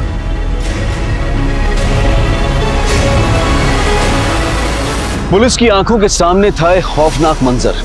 एक औरत और एक आदमी की निर्मम तरीके से हत्या की गई थी। इतनी बर्बरता, इतनी अमानवीय तरीके से हत्या की गई थी कि पुलिस के लिए भी यह दृश्य बचाना आसान नहीं था। और दीवारों पर लिखे हुए अनेक शब्द पुलिस के लिए चुनौती थे, लीड थी, या फिर उन्हें मिसलीड करने की कोई कोशिश। मैम, हमको नहीं मालूम ये आदमी और औरत कौन है। तुम्हारे कहने का मतलब है कि ये दोनों इस घर में नहीं रहते थे? मैम, ये घर तो सालों से बंद था। हम तो खुद हैरान है कि यहाँ लाशें कैसे पड़ी हैं।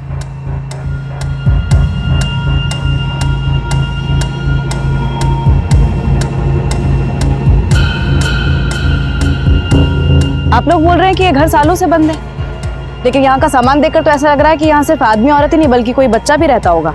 मैम, हमें इसके बारे में कुछ नहीं पता। और वैसे भी घर हमारी कॉलोनी से बहुत दूर है। अब यहाँ पे कौन आया, कब आया, कैसे आया, मैम इसके बारे में हमें कुछ भी नहीं पता। कमाल, पूरे मोहल्ले में कोई नहीं जानता यहाँ कौन रहता था? सर, मुझे तो लग रहा है ये लोग कुछ छुपा रहे हैं। पूरा मोहल्ला कुछ क्यों छुपाएगा? पता करो, इस घर का मालिक कोई और है या ये दोनों इस घर के मालिक?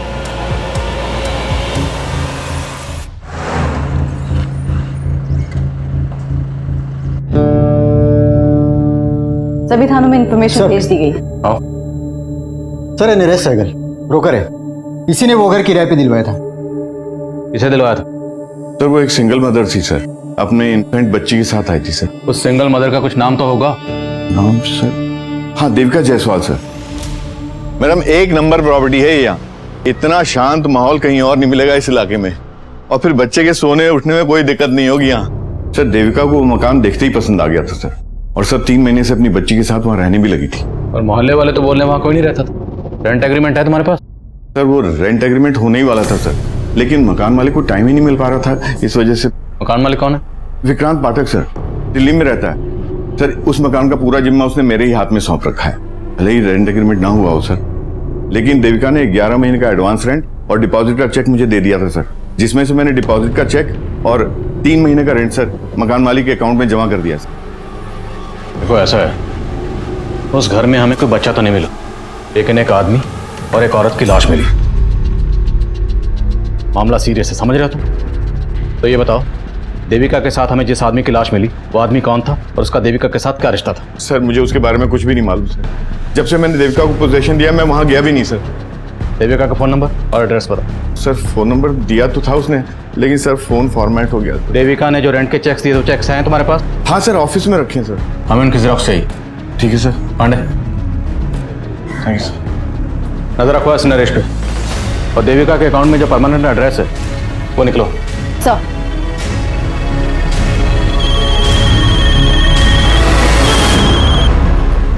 हाँ बोलो यादव।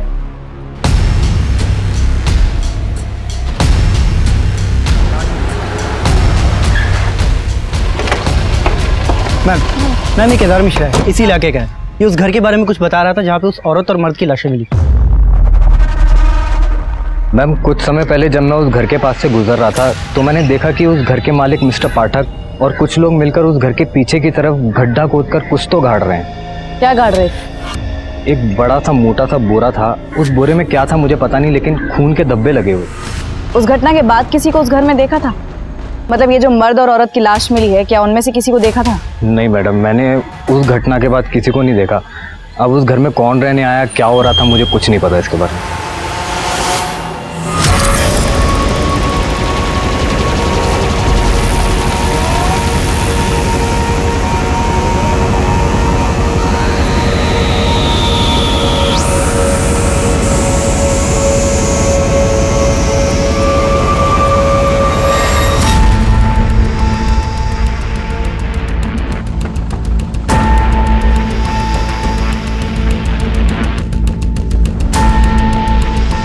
तो यही वो जगह है जहाँ केदार ने बोरे को गाड़ते हुए देखा था, लेकिन अभी तक कुछ मिला नहीं।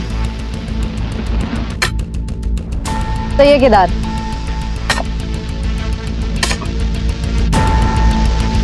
एक मिनट रुको। ओके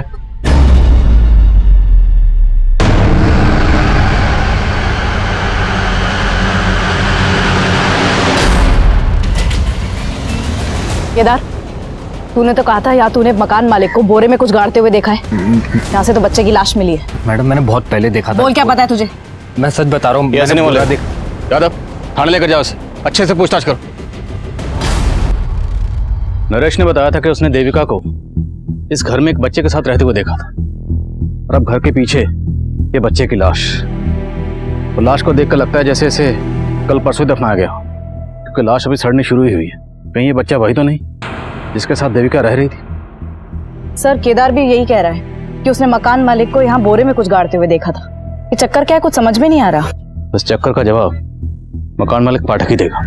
उठाओ उसे। उस घर का मालिक विक्रांत पाठक पुलिस के हाथ लगने से पहले ही फरार हो चुका था। विक्रांत पाठक मुझे जल्द से जल्द अंदर चाहिए। विक्रांत और नरेश, ये इन दोनों की मिलीभगत हो सकती है। नरेश पे भी नजर रखो।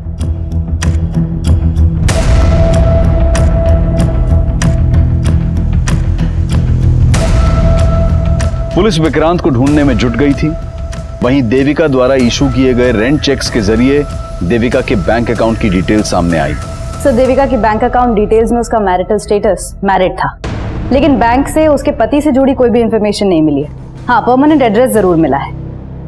तो हो सकता है जिस आदमी की लाश हमें देविका के साथ मिली वो देविका का हस्बैंड हो और वो बच्ची देविका की बेटी। लेकिन सर, देविका ब्रोकर नरेश से झूठ क्यों बोलेगी कि वो सिंगल मदर थी? एड्रेस कहाँ का है?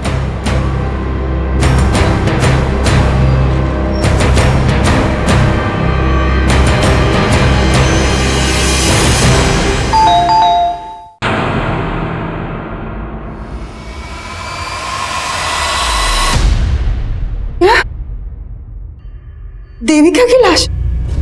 जी, सिर्फ देविका नहीं, उसके पति और बच्ची की लाश भी मिली। ये आप क्या कह रहे हो सर? कल रात ही तो मेरी बात हुई है देविका के पति और बेटी से, और वो लोग यही पास में ही रहते हैं। वो दोनों यहीं रहते हैं, तो देविका उस किराए के घर में क्यों रह रही थी? और वो बच्ची और आदमी कौन था जिसकी लाशें हमें मिली? मुझे ये सब नहीं मालूम। मैं खुद पिछले 2 साल से देविका को ढूंढ रही हूँ। 2 साल से ढूंढ रही? हाँ सर, 2 साल पहले देविका अपने पति और बेटी से झगड़ा करके मायके चली आई थी, और मनीष जब उसको लेने आया।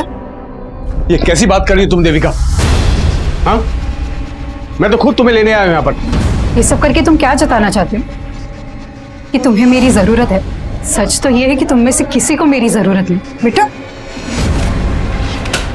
ये क्या बोल रही है और कहाँ जा रही है? तो अपने मन की शांति ढूंढने। यहाँ से जाने के बाद देविका ने अपना नंबर बंद कर दिया। हमने ढूंढने की बहुत कोशिश, पर कुछ पता नहीं चला। देविका का पति और बच्ची यहाँ रहते हैं, वहाँ का एड्रेस दीजिए और फोन नंबर भी।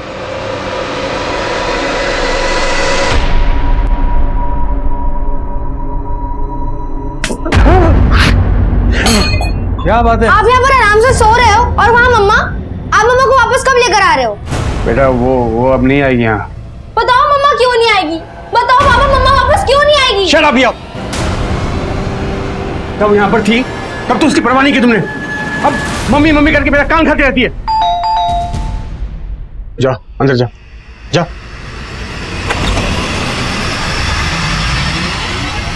क्या? देविका की लाश? बहुत ही गहरी नफरत निकाली गई। देविका के हाथ पैर बांधकर उसे चूल्हे पर जलाया।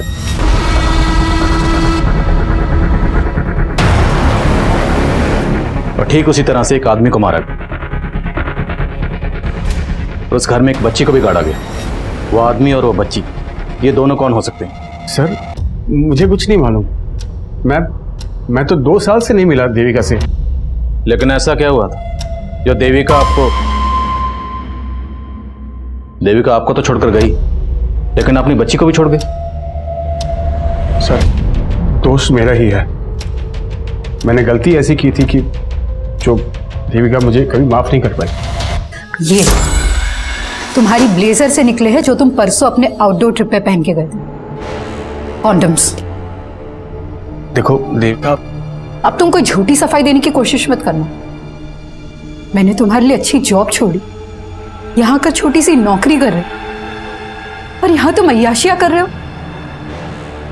अब बस मैं और रिया तुम्हारे साथ नहीं रह सकती। तुम जाना चाहती हो जाओ, मैं तुम्हें रोकूंगा नहीं, लेकिन मुझे नहीं लगता कि रिया तुम्हारे साथ जाना चाहेगी। कल मैं देविका को कभी खुश नहीं रख पाया, बिलीव मी।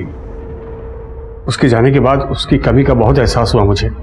मैं एक अरसे से उसे ढूंढ रहा हूँ सर। तो ढूंढ लिया होगा उसे, और ढूंढने के बाद जब देविका को किसी गैर मर्द के साथ देखा होगा तो बर्दाश्त नहीं हुआ होगा। क्या बोल रहे हो सर आप? मैंने ऐसा कुछ नहीं किया सर। तुमने बताया कि देविका कहीं जॉब कर रही थी। जी सर, लेकिन जब वो यहाँ से गई तब वो जॉब भी छोड़ चुकी थी। देविका जहाँ जॉब करती थी वहाँ की डिटेल्स दीजिए।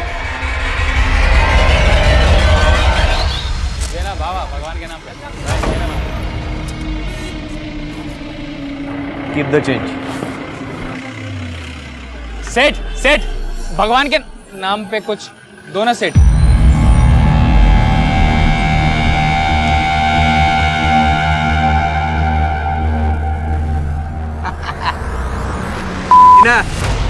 अबे आग।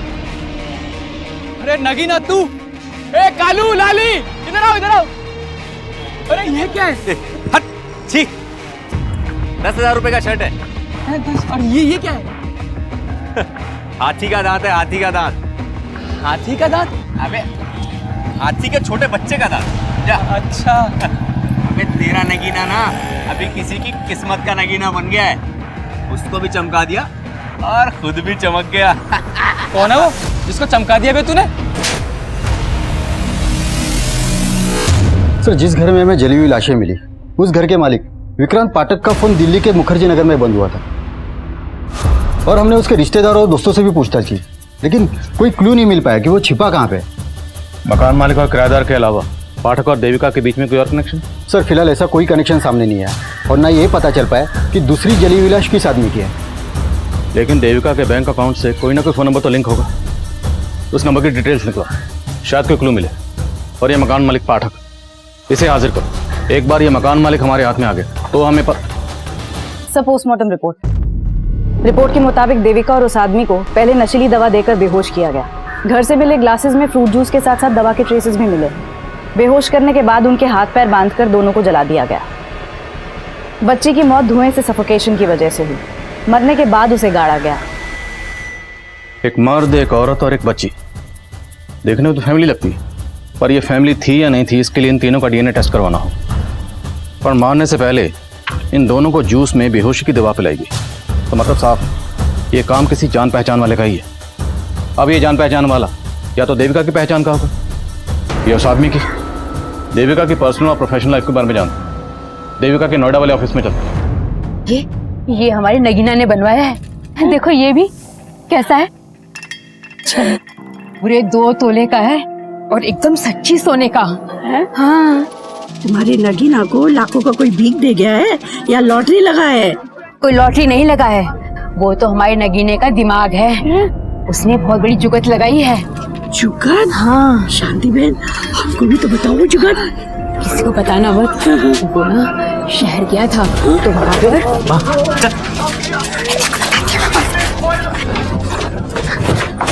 ये क्या बेवकूफी कर रही है? किसी को पता चल गया तो कितना बड़ा आफत आ जाएगा, तेरे को मालूम है क्या? अरे तू ही तो बोला था कि आफत उसको आएगा जिसने तुझको इतना पैसा दिया। जरा उठा उठा के ना तेरे दिमाग में कचरा ही भर गया है माँ। भी अपना मुंह बंद रख, समझी? जो मैं बोलता हूँ वही कर।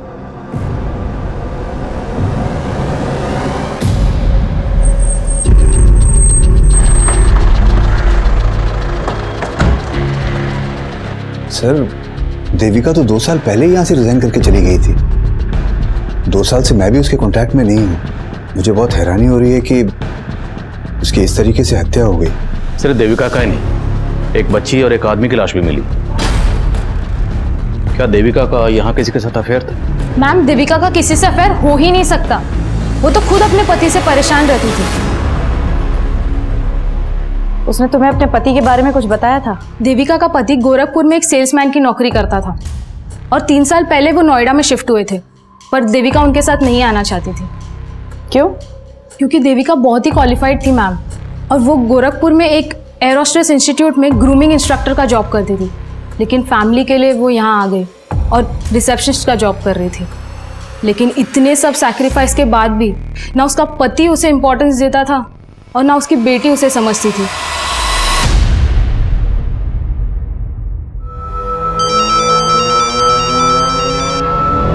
सर, उस घर के मालिक विक्रांत पाठक के उसके एक वर्कर के घर में छिपे होने की लीड मिली है।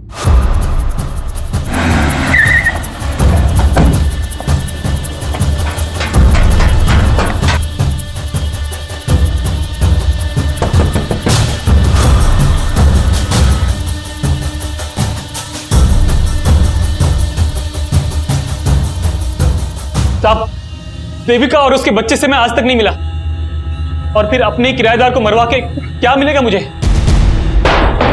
एक चशमदीद ने उसी घर के पिछले हिस्से में तुझे गड्ढा खोदते हुए देखा। वो तो 3 महीने पुरानी बात है साहब। 3 महीने पहले? तो 3 महीने पहले भी किसी को मारा था? नहीं साहब, किसी इंसान को नहीं। मैंने गड्ढे में अपना मरा हुआ कुत्ता गाड़ा था। कुत्ता? हाँ साहब, वो घर ही मनहूस है साहब। मुझे सस्ता मिला तो मैंने ले तो लिया, इन्वेस्ट कर दिया। सोचा था चलो कम से कम किराया तो आएगा, लेकिन दक्षिण दिशा में मुंह होने के कारण कोई भी किराएदार नहीं आ रहा था। उसके बाद मुझे एक बाबा मिले। उन्होंने सुझाव दिया कि अगर घर की मनहूसियत खत्म करनी है तो अपने किसी वफादार जानवर की बलि देनी होगी। इसलिए उनकी बात मान के मैंने तंत्र पूजा की और अपने वफादार कुत्ते की बलि दे दी और उसको गड्ढे में गाड़ दिया साहब। मैंने सिर्फ अपने कुत्ते की बलि दी थी, मैंने किसी इंसान को नहीं मारा साहब।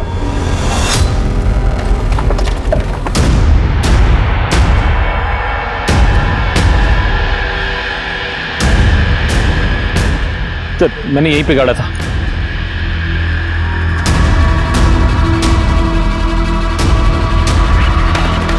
सर यही है सर, कुत्ते की हड्डी देखिए। हाथ से निकालो। लेके जाओ। इन हड्डियों को तुरंत फोरेंसिक भेजो, पता लगाओ क्या ये वाकई कुत्ते की हड्डी है, ये पाठक हमें घुमा रहा है। और देविका से जुड़े जिन जिन लोगों को पाठक जानता है सबका पता लगाओ। देविका का बॉस मेहता, उसका पति मनीष, कोई भी हो सकता है। सर,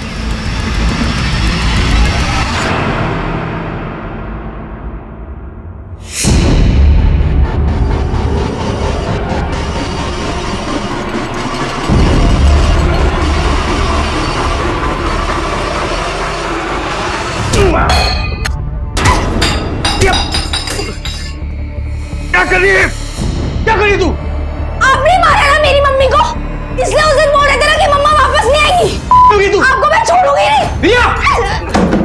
रिया! तू क्या कर रही है? मैं आपको छोड़ूंगी नहीं पापा। तेरी हरकतें मैं अभी ठीक करता हूँ, अभी ठीक करता हूँ। चुप कर। आपने मेरी मम्मी को मारा है। मैंने उन्हें मारा। सबके सामने आपको एक्सपोज कर दूंगी। खोलो पापा, यू आर अ किलर। यहीं अंदर पड़ी रह तू। चुप कर, एकदम चुप चुप।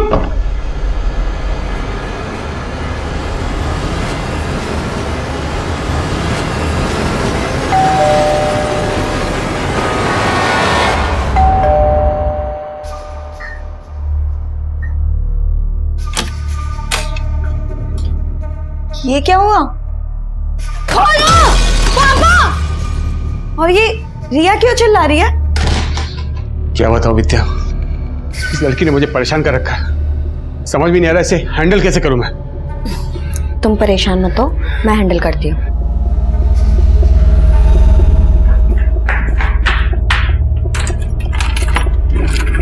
रिया,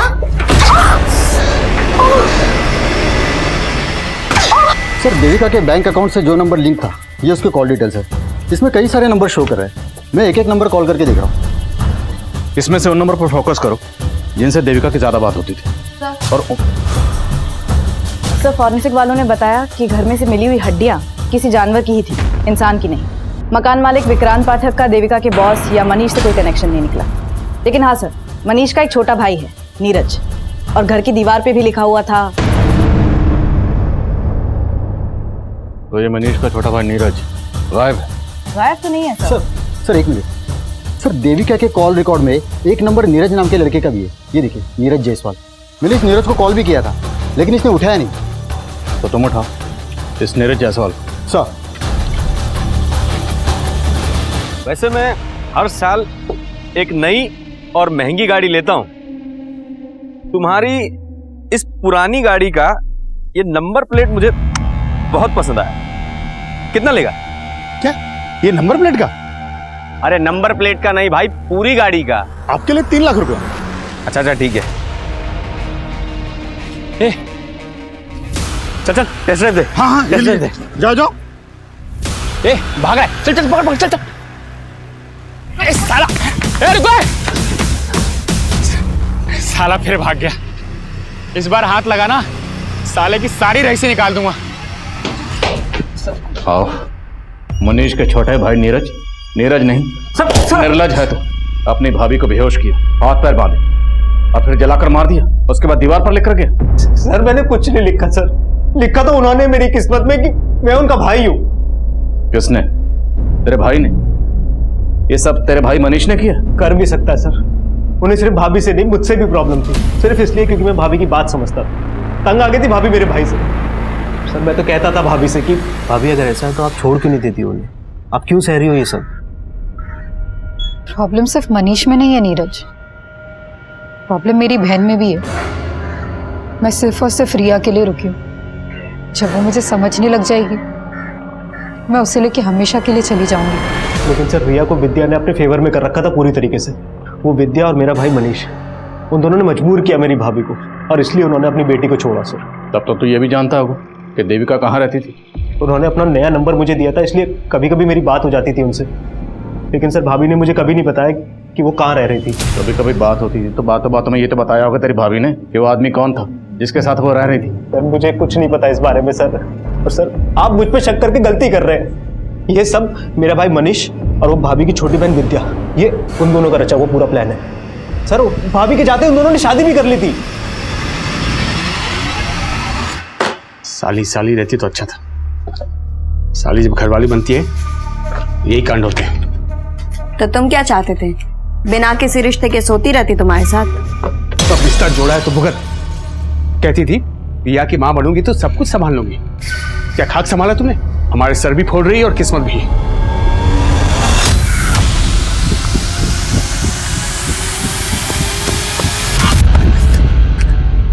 नहीं। सर उस मनुष्य और विद्या को उठा के लाए। बिठा दो। जैन सर। जी सर। ठीक है सर, मैं अपडेट करता हूँ आपको। सर, देविका के कॉल रिकॉर्ड्स में एक ऐसा नंबर मिला है जो कंटिन्यूसली स्विच ऑफ जा रहा है। किसका नंबर है? सुरेश तिवारी। इसका फोन हत्या वाली रात उस घर के एरिया में बंद हुआ जहां से लाशें मिली थी। नंबर कहाँ का है? मेरठ। तुरंत मेरठ निकलो, उठाओ इसे।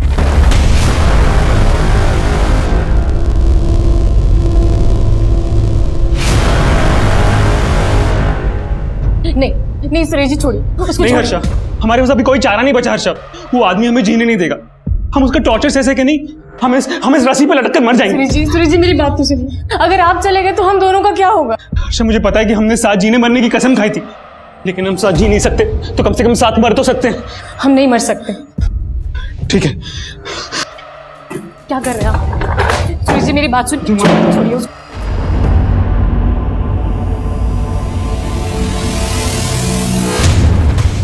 सर आप ऐसे कैसे हमें उठा कर ले आए? जैसे तू लेकर आया अपनी साली को अपनी जिंदगी में। जीजा साली से बन गए मियां बीवी। फिर आखिर ऐसा क्या हुआ कि नौबत एक दूसरे का सर फोड़ने तक आ गई?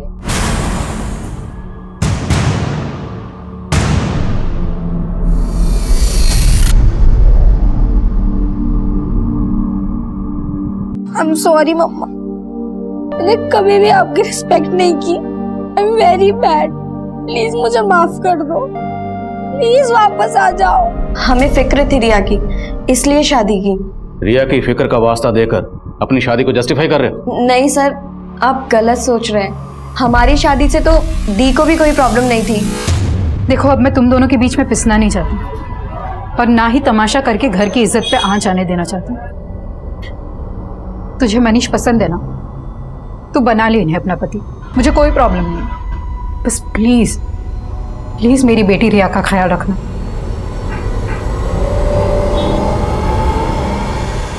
अचानक से खुद से कहीं चली गई। अचानक से चली गई या तुम दोनों ने इसे जाने के लिए मजबूर कर दिया? सर हम मानते हैं कि हमसे भूल जरूर हुई है, और इस आदमी से शादी करके तो मैं भी दीदी की तरह पछता रही हूँ। पर पछता तो मैं रहा हूँ सर इससे शादी करके, और रिया भी तुम्हें माँ बनाए कभी खुश नहीं रही।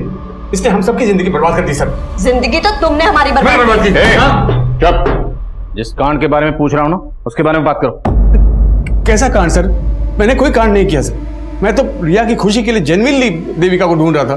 तुम देविका को ढूंढ रहे थे और तुम्हारा छोटा भाई नीरज और लगातार देविका के टच में था। क्या? तेरी नौटंकी तेरे घर पे देख चुका हूँ। बोल, तेरी बीवी देविका के साथ जो आदमी रहता था वो कौन था, और वो बच्ची कौन थी जिसकी लाश हमें मिली? उन दोनों का देविका के साथ क्या ताल्लुक था? क्यों मारा उन दोनों को? क्या आदमी, कौन आदमी, आप क्या बोल रहे सर? मैं किसी आदमी को नहीं जानता, और मुझे तो अभी मालूम पड़ा कि मेरा भाई नीरज देविका के टच में था। हाँ सर, ये सच बोल रहे हैं, हम लोगों को इस बारे में कुछ नहीं मालूम था। सर मुझे तो लग रहा है अगर ये मनीष और विद्या का गेम है तो इसमें मनीष ने अपने भाई नीरज को फंसाने के लिए प्लान किया होगा और दीवार पे वो सब लिख दिया होगा।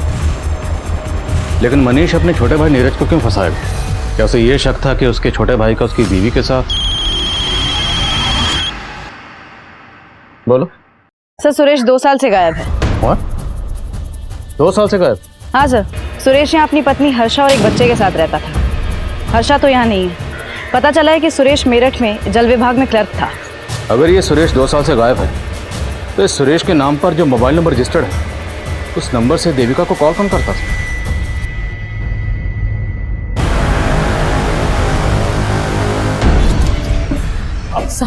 आप फिर से आ गई?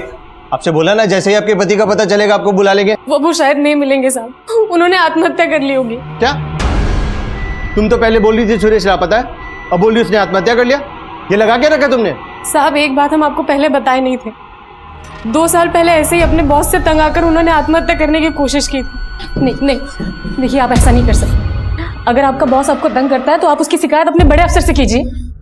क्यों आप हमको अनाथ करके जाना चाहते हैं? हमारी बात कोई नहीं सुनेगा हर्षा। हमारे बॉस ने सबको अपने खिलाफ कर दिया। कौन बॉस?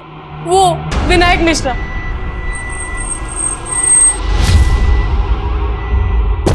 हाँ मैडम, सुरेश यहाँ मेरे अंडर में ही काम करता था, लेकिन 2 साल पहले वो अचानक से गायब हो गया। गायब हो गया? कहाँ गायब हो गया? दरअसल सुरेश 1 नंबर का करप्ट आदमी था। रिश्वत ले लेके उसने बहुत गबन की और मुझे तो लगता है वो इसीलिए गायब हुआ है। एक तरफ सुरेश तिवारी का बॉस विनायक मिश्रा पुलिस को यह बता रहा था कि सुरेश जल विभाग में गबन करके पिछले 2 साल से गायब हुआ था। वहीं दूसरी तरफ सुरेश की बीवी हर्षा ने एक दूसरे पुलिस स्टेशन में सुरेश की मिसिंग रिपोर्ट फाइल की थी और वो ये कह रही थी कि सुरेश ने आत्महत्या कर ली होगी। जल्द ही ये जानकारियां दोनों पुलिस स्टेशन के बीच साझा हो गई और सुरेश की बीवी को उस आदमी की लाश की शिनाख्त के लिए बुलाया गया जो विक्रांत पाठक के घर में एक महिला और बच्चे की लाश के साथ मिली थी। तो आप कह रही हैं कि ये लाश सुरेश की? लेकिन जहां आपने इसकी मिसिंग कंप्लेंट फाइल की थी वहां आपने ये भी कहा था कि सुरेश ने आत्महत्या की होगी। तो अगर सुरेश ने आत्महत्या की थी तो ये लाश सुरेश की कैसे हो सकती है? हम अपने पति की लाश को पहचानने में धोखा नहीं खा सकते। पर विनायक तो ये कह रहा है कि सुरेश गबन और रिश्वत लेकर भागा। झूठ बोल रहा है वो, वही फंसा रहा था सुरेश जी को। एक काम ढंग से होता नहीं तुमसे।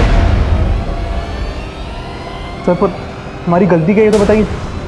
विनायक बहुत नीचा दिखाता था सुरेश जी को, सारे स्टाफ के बीच में डांट देता। साहब विनायक इसी ताक में रहता था कि कब वो सुरेश जी को काम से निकलवा दे और अपने एक रिश्तेदार को रख ले। और साहब सुरेश जी से एक गलती भी हो गई थी, उसी का फायदा उठा के उनके ऊपर रिश्वत लेने का और गबन का इल्जाम लगा दी।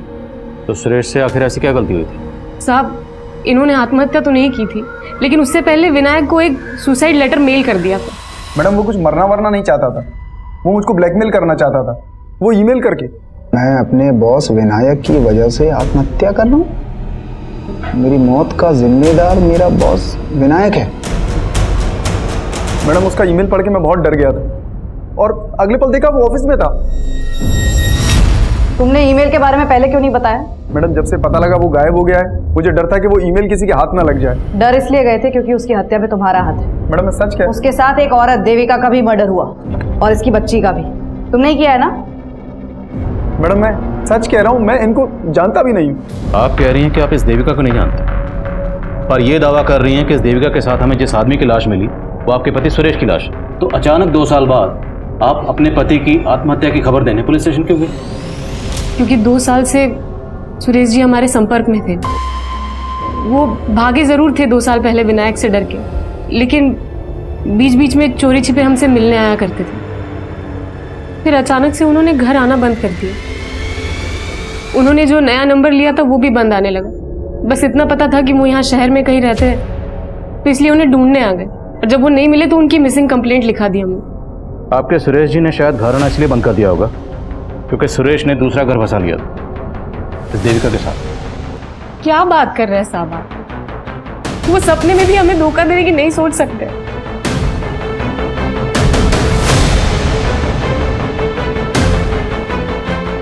सर ये औरत दिखने में जितनी सीधी है, विनायक उतना ही चालाक है।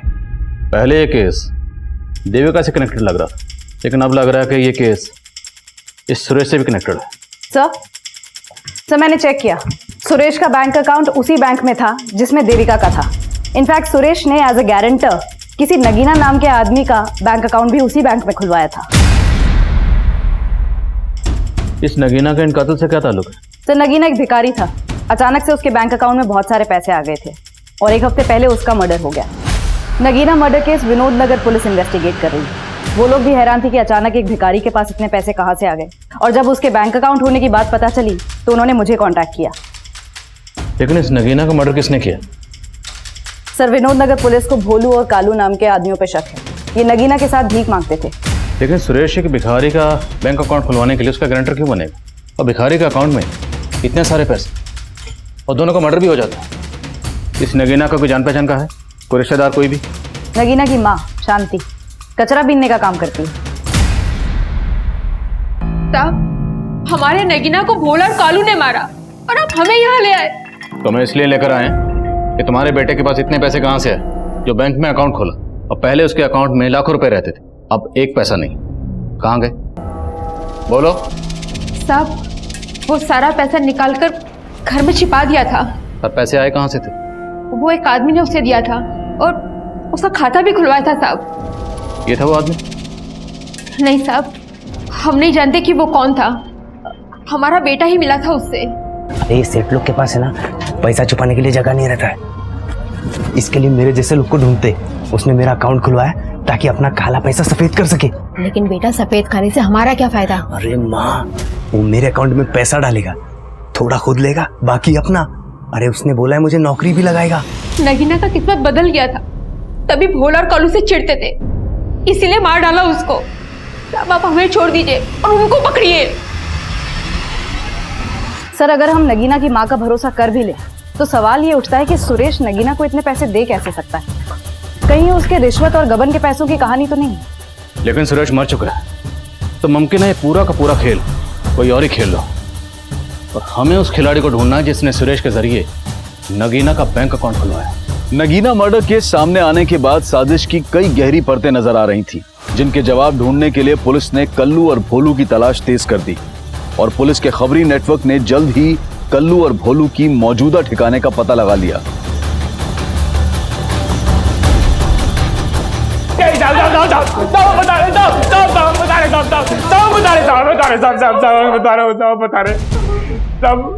हमने नगीना को पैसों के लालच में नहीं मारा, वो कभी ना लाली को अपने साथ लेके चला गया। लाली? कौन लाली? तब मेरी दोस्त, हम सब साथ में भीख मांगा करते थे। एक दिन नगीना वहां आया और लाली को पैसों का टसन दिखाने लगा। साहब लाली को उसने हमसे छीन लिया था और पूछने पे भी नहीं बताता था कि वो कहाँ है। लाली कहाँ है बे? बोल। अरे कितनी बार बोलूं, मुझे नहीं पता। साले बता, नहीं तो यहीं काट दूंगा। बता बता। रुक रुक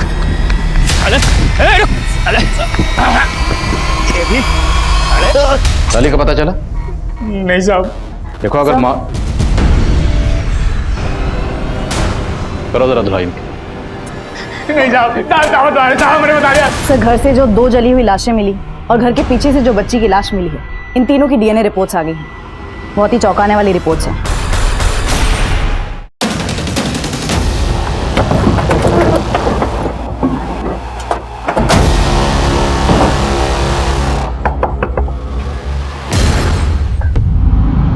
हम हमसे दूर जा रही हो पर दिल से कभी दूर नहीं होगी। कभी भी मेरी ज़रूरत पड़े तो मुझे याद ज़रूर करना। अरे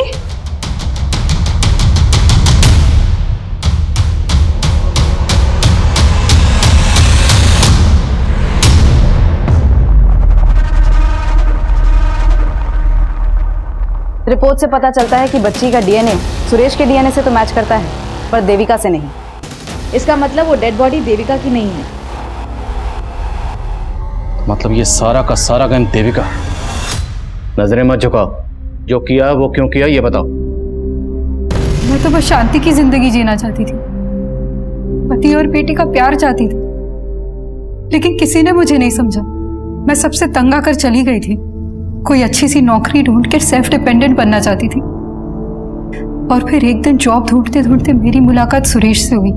हम अच्छे दोस्त बन गए, साथ रहने लगे। लेकिन इसके बारे में मैंने अपने घर वाले से कुछ नहीं कहा। और तुम्हारा देवर नीरज, वो तो लगातार तुम्हारे टच में था। मैं उसके कांटेक्ट में थी, लेकिन सिर्फ इसलिए क्योंकि मैं जानना चाहती थी कि वहां क्या हो रहा था। और जब पता चला कि मनीष ने सच में विद्या से शादी कर ली, तो मैंने भी सुरेश से शादी कर ली। मैं एयर हॉस्टेसेस को ग्रूमिंग करने के लिए ऑनलाइन टीचिंग का जॉब कर रही थी। अच्छे खासे पैसे भी कमा लेती थी। लेकिन सुरेश कुछ नहीं कर पा रहा था। उल्टा वो तो मुझसे पैसे लेकर अपनी बीवी को भेजता था। इसलिए उसे छोड़कर अपनी बेटी के साथ उस घर में रहने चली गई। लेकिन वो मुझे ढूंढता हुआ वहां भी आ गया और कहने लगा, देविका ये बेटी मेरी भी है। ये हमारे प्यार की निशानी है देविका। और मैं उस हर्षा से नहीं, मैं सिर्फ तुमसे प्यार करता हूँ। तुम ये सोचो कि मैंने उस हर्षा को छोड़ दिया है। मैंने फिर सुरेश को एक मौका दिया, लेकिन अभी भी उसकी नीयत मेरी कमाई पर ही थी। तुम टेंशन मत लो हर्षा, मैंने सब सेट कर दिया। बस कुछ ही दिनों की बात है, फिर हम वापस साथ रहेंगे। मुझे शक होने लगा कि वो मेरे साथ बहुत बड़ा गेम खेल रहा है। और उस दिन से मैंने उस पर नजर रखना शुरू किया। फिर एक दिन मैंने उसको एक भिखारी के साथ देखा। उसका हूबहू हुलिया अपने जैसा बनवा दिया। मैं उसका सारा प्लान समझ गई थी। वो उस भिखारी को मार के ये साबित करना चाहता था कि वो मेरे साथ मारा गया। सुरेश नगीना को मारना चाहता था? जी सर, पर मैंने उसका ही प्लान उस पर उल्टा चल दिया। फिर मैंने नगीना को पैसे का लालच देकर अपनी कदकाठी की लड़की का इंतजाम करने के लिए कहा। और नगीना भिखारन लाली को तुम्हारे पास लेकर आया। जी आपने अपना नाम नहीं बताया? जी मेरा नाम लालिमा। अच्छा, तुम नहीं ले रही हो? नहीं, मैंने अभी खाना खाया। लालिमा पियो ना।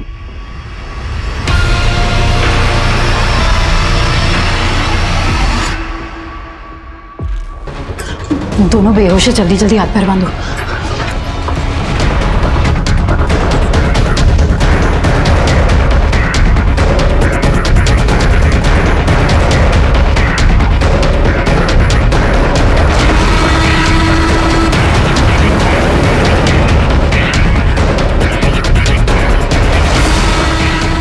और तुमने दीवार पर वो सब क्यों लिखा था? मुझे नीरज से पहले कभी कोई शिकायत नहीं थी, लेकिन जानती थी कि जब आप मनीष के भाई तक पहुंचेंगे तो आपको लगेगा कि ये मनीष की ही चाल है। और मैं मनीष को फंसाना चाहती थी, उसे बर्बाद करना चाहती थी। आज सिर्फ और सिर्फ उसी की वजह से मेरी जिंदगी बर्बाद हो गई। तुम्हारी जिंदगी खुद तुम्हारी वजह से बर्बाद हुई।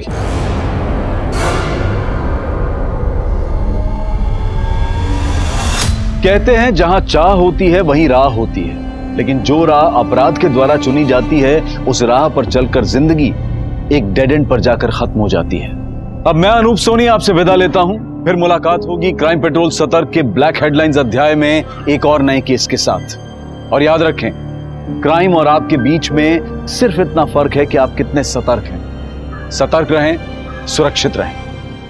जय हिंद। इस तरह के और भी एपिसोड देखने के लिए हमारे चैनल को सब्सक्राइब करें और बेल आइकन दबाना ना भूलें।